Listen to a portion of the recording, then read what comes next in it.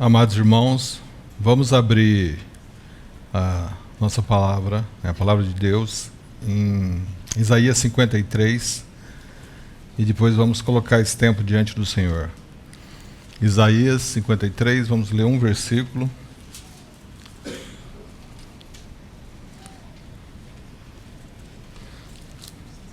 A palavra de Deus diz no versículo 7, se referindo ao Messias: Ele foi oprimido e humilhado, mas não abriu a boca. Como cordeiro foi levado ao matadouro, e como ovelha muda perante os seus tosqueadores, ele não abriu a boca. E como ovelha muda perante os seus tosqueadores, ele não abriu a boca. Senhor, bendito é o teu nome. Nós nos colocamos nesta noite diante de Ti, da Tua palavra, aos Teus pés. E mais uma vez nós pedimos, Senhor, a Tua misericórdia, a Tua bondade, para que o Senhor nos conduza nesse tempo. Nós pedimos, Senhor, que o Teu Espírito realmente nos inunde, nos encha, e que a Tua palavra, conduzida pelo Teu Espírito, alcance no nosso coração aquilo que a nossa limitação impede, Senhor. Para que então nós possamos chegar diante da Tua mesa em adoração.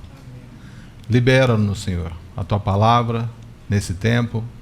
Nós Te pedimos que qualquer impedimento que possa ocorrer no mundo físico, espiritual, seja por Ti mesmo retirado agora, Senhor. Para que o Senhor prevaleça sobre toda e qualquer circunstância. Amém. Olhando para essa passagem, então, nós, nessa noite, queremos meditar sobre uma pergunta que é: por que o Senhor Jesus ficou em silêncio? Por que Ele foi como uma ovelha muda ao matadouro? Então, com base nessa pergunta, nós vamos olhar o que é o ponto central do julgamento que o Senhor Jesus teve. Porque essa profecia aponta para o Messias, e agora que ela já se realizou, nós temos certeza que ela está se referindo ao nosso Senhor Jesus Cristo. Porque os judeus, eles não tinham essa percepção. Como que um Messias libertador poderia ir para a morte, ir para o matadouro? Mas hoje nós sabemos que se refere ao nosso Senhor. Então, quando nós olharmos para essa profecia, apontando para o julgamento da noite em que o Senhor foi preso, que Ele foi traído, que Ele foi para Anás, Caifás, Pilatos, Herodes e até mesmo o Sinédrio, nós vamos ver que, se de um lado isso estava acontecendo no mundo físico, no mundo espiritual estava acontecendo um outro julgamento. Então nós vamos olhar brevemente para esse julgamento dos homens e o que é esse julgamento de Deus.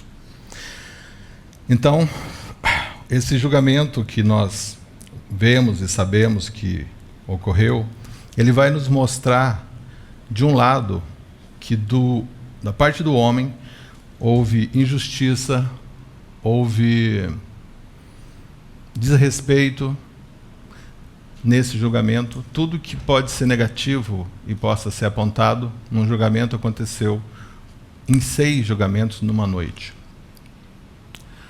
Até tem uma expressão que eu uso, mas que eu acredito que é do irmão Luiz Fontes, que nós podemos dizer que essa é a noite negra da jurisprudência. Esse é um julgamento, é um momento negro da jurisprudência, mesmo porque aconteceu à noite, né? Então, nesse julgamento que o Senhor teve, Ele foi injustiçado pela lei religiosa, e Ele foi injustiçado pela lei jurídica. Porque Deuteronômio vai dizer assim: uma só testemunha não se levantará contra alguém por qualquer iniquidade ou por qualquer pecado, seja qual for que cometer. Então, essa determinação da lei diz assim: nenhuma pessoa vai se levantar contra alguém, nem uma só testemunha não pode se levantar contra alguém, seja iniquidade, seja pecado. Então, qualquer infringência da lei precisa de mais do que uma testemunha. A sequência vai dizer assim: seja qual for que cometer. Quando fala seja qual for que cometer, então primeiro está se referindo, seja iniquidade, seja pecado, mas seja qualquer pessoa que tenha cometido. Então, a determinação vai determinar que, pelo depoimento de 2 ou 3 testemunhas, se estabelecerá o fato. Quem está aplicando a lei religiosa aqui são os fariseus.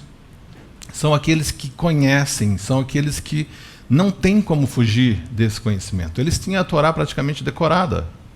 Eles tinham essa obrigação. Eles cobravam cada detalhe, cada tio, e criaram um monte de outras determinações. Então não foi uma pessoa que não tinha conhecimento da lei. E Marcos vai registrar que os principais sacerdotes e todo o sinédrio procuravam algum testemunho contra Jesus para o condenar à morte e não achavam. Então todo o sinédrio, ou seja, isso aqui nós estamos falando de mais ou menos 70 pessoas. Então tinham mais de 70 pessoas olhando para o Senhor Jesus, querendo uma acusação, tentando levantar uma testemunha, e eles não tinham nenhuma testemunha. Eles tinham um monte de mentira, um monte de contradições. Se nós olharmos para esse momento, vai dizer que alguns se levantavam para falar alguma coisa e o outro meio que se contradizia. Até mesmo a falsidade não coadunava. E o próprio Judas, que o traiu, né, com esse peso da sua traição, ele vai dizer: pequei traindo sangue inocente. Ele fez algo e ele então, acusado pela sua consciência, durante todo esse tempo que eu andei com esse homem, eu nunca vi ele fazer algo errado, falar algo errado. O que eu fiz foi contra sangue inocente. Isso é na lei religiosa. Só que, em relação ao julgamento jurídico, ele também foi inocentado. Porque, quando eu comecei minha faculdade de Direito, tinha uma matéria que não tem mais, né, que chamava Direito Romano. Era Direito Romano porque nós estudávamos a base do direito. Muitos lugares do mundo têm o seu ordenamento jurídico com base no que surgiu em Roma, no direito romano. E por que eu estou citando isso? Porque o ordenamento jurídico romano não era algo incipiente, não era alguém perdido ali nas legislações. Era algo complexo, bem elaborado. E quem estava julgando aqui, Pilatos, ele era conhecedor das leis romanas. Então ele teria que ter alguma coisa contra o Senhor para poder condená-lo. Abra, por favor, em João capítulo 18, porque o Espírito Santo fez questão de, inspirando João, anotar essa frase 2 vezes. Evangelho de João, capítulo 18, no versículo 38, diz assim: isso aqui é Pilatos se referindo ao Senhor Jesus Cristo. Eu não acho nele crime algum. Agora, ainda em João, vá no capítulo 19 e vamos olhar o versículo 4. Porque o Espírito Santo, ele usou as palavras de Pilatos para dizer ao nosso coração que ele, Deus, estava olhando para o seu filho naquele momento, e ele usa a boca de Pilatos para registrar isso que nós vamos ler. Para que saibais que eu não acho nele crime algum. Então, o Senhor está nos dizendo: eu olhei para ele e eu não encontrei nele crime algum. E por que eu estou falando que o Senhor é quem está nos falando isso? Porque o sacerdote, quando ele recebia um animal para fazer o sacrifício, seja na época do tabernáculo ou do templo, ele tinha que olhar aquela oferta aquela ovelha, aquele cordeiro, e verificar se ele não tinha um osso quebrado, se ele não era cego, se ele não tinha alguma doença, se ele não tinha alguma enfermidade. Não era assim que o sacerdote tinha que fazer antes do sacrifício? Pois é isso que Deus está fazendo agora. Ele está pegando o seu cordeiro e ele está olhando se há alguma mancha nele, se tem algum defeito, se ele tem alguma acusação que religiosamente poderia ter contra ele, ou se há alguma acusação que a lei dos homens pode ter contra ele. E sabe o que é dito? Não acharam nada. Nada foi encontrado. Então, com esse sacrifício, esse cordeiro indo para o sacrifício, né? Ou seja, de um lado, fisicamente, a gente está vendo um tribunal injusto, um tribunal de homens, mas na eternidade, nós estamos vendo Deus respondendo à pergunta de Isaac. Quando Isaac pergunta, onde está o cordeiro para Abraão? Abraão responde, Deus proverá para si o cordeiro. E João vai dizer, o João Batista, né? Em João 1:29, eis o cordeiro de Deus que tira o pecado do mundo. Então Deus está conduzindo o seu cordeiro ao altar, ainda que no mundo físico toda essa injustiça seja manifesta. E por que então o Senhor Jesus não se defendeu? Por que ele não abriu a sua boca? Como Isaías fala, né? Ele diz, e como ovelha muda perante os seus tosqueadores, ele não abriu a sua boca. Por que o Senhor Jesus não se defendeu? É porque ele sabia que se ele abrisse a sua boca, ele não seria condenado. Se o Senhor Jesus abrisse a sua boca em algum momento que fosse contra a acusação, ele não seria condenado. Sabe por quê? Porque todas as vezes em que nós olhamos os evangelhos e os fariseus, às vezes junto com os herodianos, às vezes escribas, vinham até o Senhor Jesus querendo apanhá-lo em alguma palavra, nunca conseguiram. Uma das vezes, se você pegar o livro de Mateus, o Evangelho de Mateus, capítulo 22, começa com isso que eu vou falar agora, mas praticamente esse capítulo é uma tentação, uma provação ao Senhor atrás da outra. Então começa com essa daqui. Eles chegam diante do Senhor e falam, enviaram alguns fariseus e herodianos para que apanhassem em alguma palavra. E chegando, eles disseram, mestre, sabemos que és homem de verdade e de ninguém se te dá, porque não olhas a aparência. Antes, com verdade, ensina o caminho de Deus. Olha que terrível aqui. Eles começam fazendo o quê? Uma lisonja, começa a falar, mestre, sabemos que és homem de verdade. O que eles estavam querendo fazer é que o Senhor abaixasse a sua guarda e pensasse, né? Talvez ele vai pensar, reconhece que nós o reconhecemos como um mestre realmente. Só que na sequência eles falam, é lícito dar tributo a César ou não? Daremos ou não daremos? Então agora o Senhor Jesus, conhecendo a sua hipocrisia, disse-lhe, por que me tentais? Trazei-me uma moeda para que a veja. E eles lhe trouxeram. E disse-lhes, de quem é essa imagem e inscrição? E eles disseram, de César. E Jesus respondendo disse, dai pois a César o que é de César, e a Deus e o que é de Deus. Maravilharam-se dele.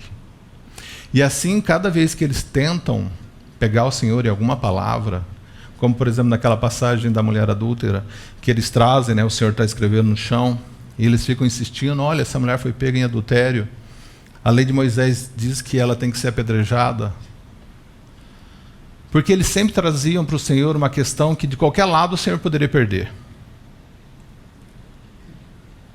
Então essa que eles trouxeram aqui, por exemplo, da moeda, se o Senhor falasse, não tem que pagar o tributo, porque Israel está na sua terra, é um povo livre e está sendo oprimido por César.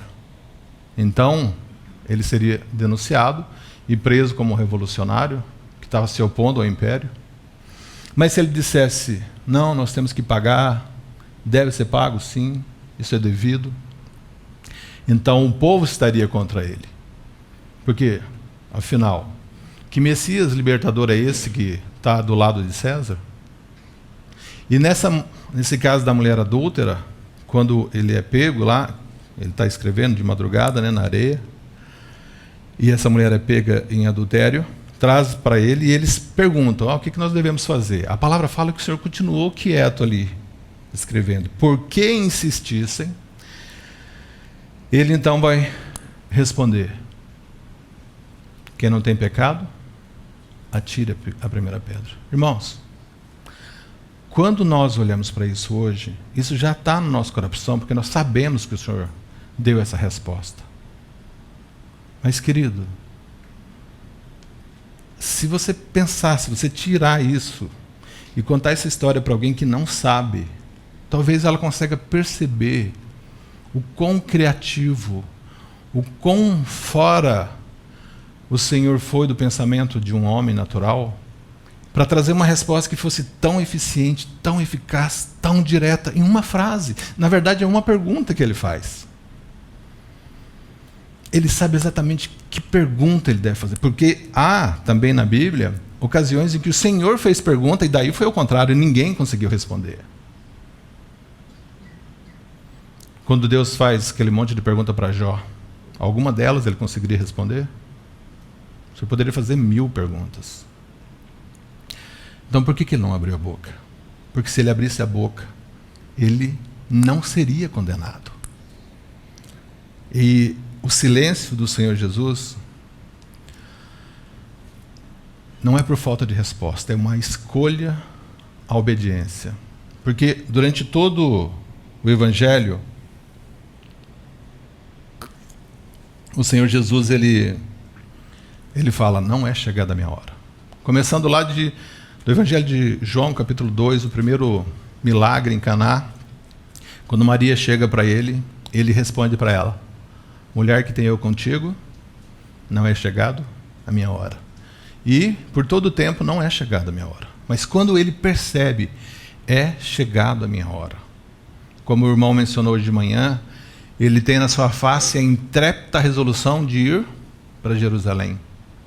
Ele tem na sua face a intrépida resolução de ir para a cruz. Porque profeta nenhum morre fora de Jerusalém. Ele não foge daquilo que Deus havia determinado para ele. Então, Isaías fala que ele ficou em silêncio, mas não quer dizer que ele nunca falou, porque alguém pode olhar para o julgamento e vai falar, não, mas ele não ficou em silêncio o tempo todo. Sim, ele não abriu a boca para se defender. Ele não abriu a boca para tirar nenhuma acusação de sobre ele. Porque quando foi mencionado algumas verdades, ele corroborou com a verdade. Quando disseram algo, ele concordou, inclusive concordando com a verdade que o condenava. Tanto é que o sumo sacerdote vai dizer, blasfemou, mas ele não estava blasfemando, ele estava falando uma verdade. Então até aqui nós vimos esse julgamento dos homens. Um julgamento que naturalmente e claramente é injusto, não houve apelação, um homem foi preso à noite, julgado durante a noite, pela manhã já tinha resolvido essa questão, né? Não foi um julgamento público, não teve defesa, não teve apelação. Mas e no mundo espiritual? O que Deus estava fazendo? Nós vemos o julgamento dos homens. E qual é o julgamento de Deus? Abra, por favor, em Hebreus capítulo 9.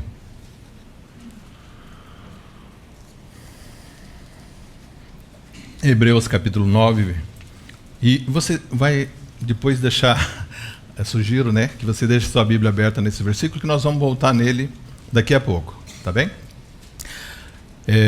Hebreus 9, 27 fala assim: assim como aos homens está ordenado morrerem uma só vez, vindo depois disso o juízo. O que essa passagem está deixando clara de maneira limpa, sóbria para nós? Que o homem, ele morre uma só vez, ele não morre e volta, mas ele morre uma só vez. E depois disso, o juízo. Ok? Mas que juízo é esse que está sendo dito? Então, como eu falei para você, deixei só um pouquinho aberto, a gente já vai voltar aqui.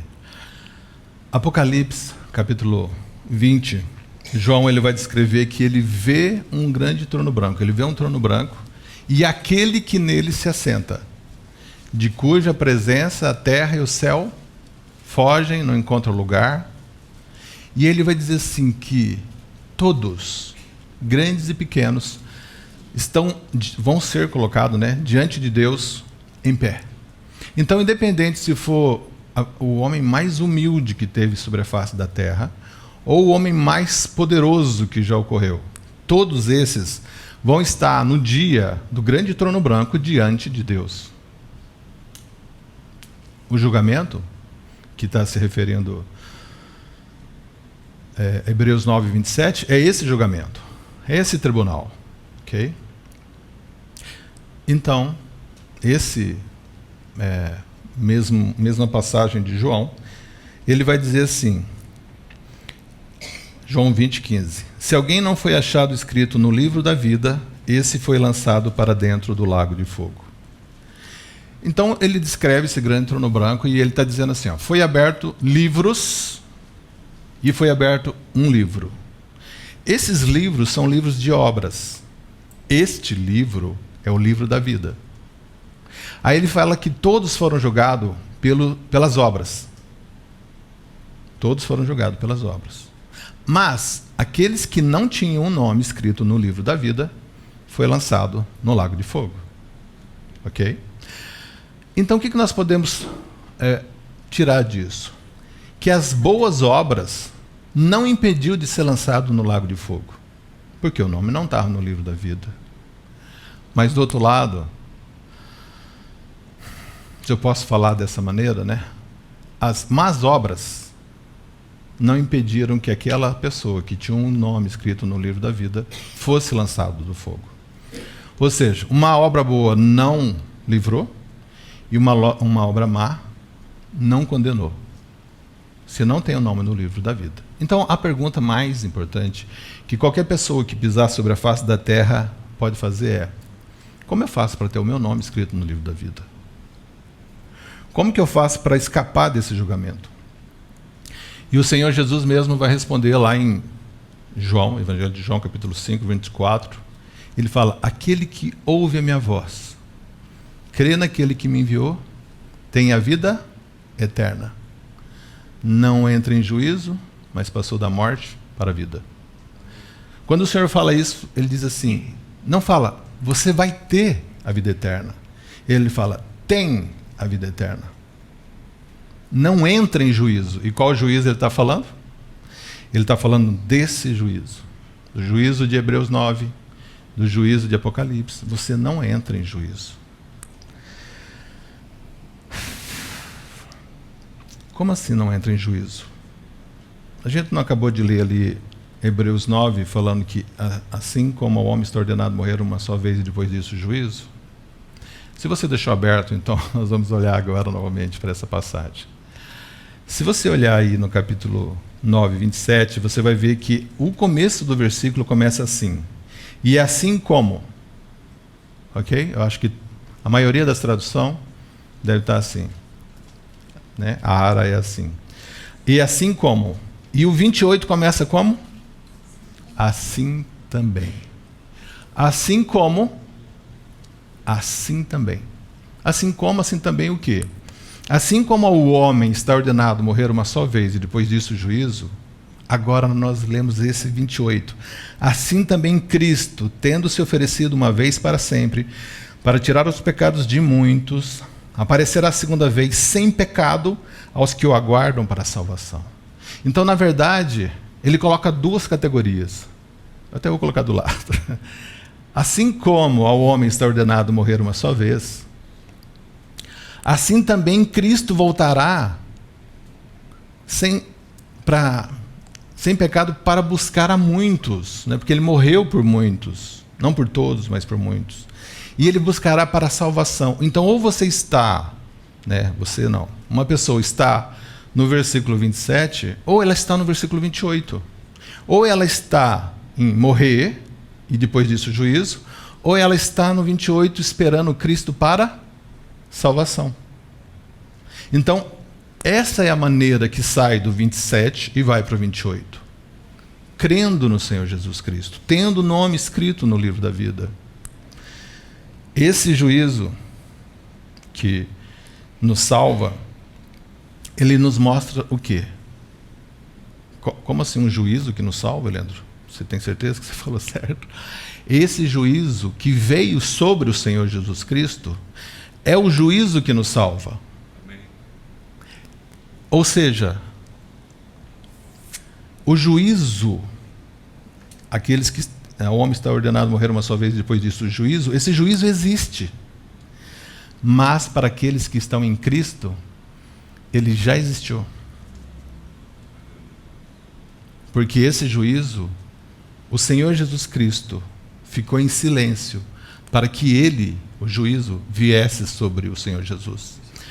O Senhor Jesus Cristo ficou em silêncio para que ele não saísse do lugar que ele tomou em nosso favor. Ele permaneceu no lugar que era meu e seu. Por isso ele não abriu a boca. 1 Pedro capítulo 1, 22, vai dizer assim, que o Senhor Jesus, quando padecia, ele não ameaçava. Mas, quando é que o Senhor padecia? Quando ele está aqui nesse momento, sendo julgado injustamente. Então, quando ele padecia, ele não ameaçava, mas entregava-se àquele que julga retamente. Então, o que esse versículo está também nos falando é que quando o Senhor se entrega àquele julgamento, ele não está se entregando a Anás, Caifás, Pilatos, Herodes. Ele está se entregando na mão de Deus. Porque esse julgamento que houve no tempo em que começou a noite e terminou no dia seguinte com o Senhor crucificado e no final do dia ele retirado da cruz, esse é o julgamento, ele começou e terminou. Mas o julgamento que se deu diante de Deus é um julgamento eterno. Hebreus fala que o Senhor se entregou uma vez por todas, tendo oferecido um sacrifício eterno. Então esse sacrifício de Cristo, ele ocupa toda a eternidade. Ainda que no tempo ele só tenha um pequeno espaço. E Pedro ainda fala no seu discurso em Atos 2, sendo este, o Senhor Jesus Cristo, sendo este entregue pelo determinado desígnio e presciência de Deus. Não foi um acaso, foi a hora chegada. É chegado a minha hora. A presciência de Deus determinou isso. Então, concluindo, irmãos, por que o Senhor Jesus Cristo ficou em silêncio? Que é o que nós vimos durante essa meditação hoje. Foi porque se ele abrisse a sua boca, ele não iria para o matadouro. Porque o Senhor Jesus Cristo ficou em silêncio. Nós podemos retirar disso, perceber nisso, 3 consequências, 3 resultados, 3 situações que muito nos enche o coração nessa noite. Primeiro, nós vemos voluntariedade do Senhor Jesus Cristo. Porque ele fala assim, ninguém tira a minha vida, eu voluntariamente a dou. Ele não tinha realmente como alguém tirar a vida dele. Ninguém poderia prendê-lo. Primeiro, por essa questão da sua sabedoria, em argumento ele seria livre. Porque ele nunca cometeu pecado, ele nunca poderia ser morto. Então ele se entrega voluntariamente. E ele também mostra, ficando em silêncio, a substituição. Porque ele ficou em silêncio, ele entrou nesse juízo, então ele nos liberta do juízo vindouro. O seu silêncio faz com que ocorra a substituição. E por fim, o seu silêncio aponta para a nossa absolvição. Porque ele recebeu o julgamento de Deus, nós não receberemos. Por isso, aqueles que estão em Cristo, a acusação perdeu o poder. Ela se esvaiu contra qualquer uma pessoa que está em Cristo Jesus. Por quê? Porque Deus, ele já condenou em Cristo todo o pecado. E esse juízo que caiu sobre o Senhor Jesus é aquele que nos esmagaria no grande trono branco. Então, porque o Senhor Jesus Cristo ficou em silêncio, não porque lhe faltava resposta, mas porque lhe sobrepujava propósito, porque ele não se livrou para que nós fôssemos livrados, nós podemos terminar pensando assim: o silêncio condenatório do Senhor Jesus Cristo, o silêncio que levou ele à condenação, o silêncio condenatório do Senhor Jesus Cristo, é o som estridente da nossa redenção. Que possamos chegar com esse coração rendido em adoração ao Senhor Jesus.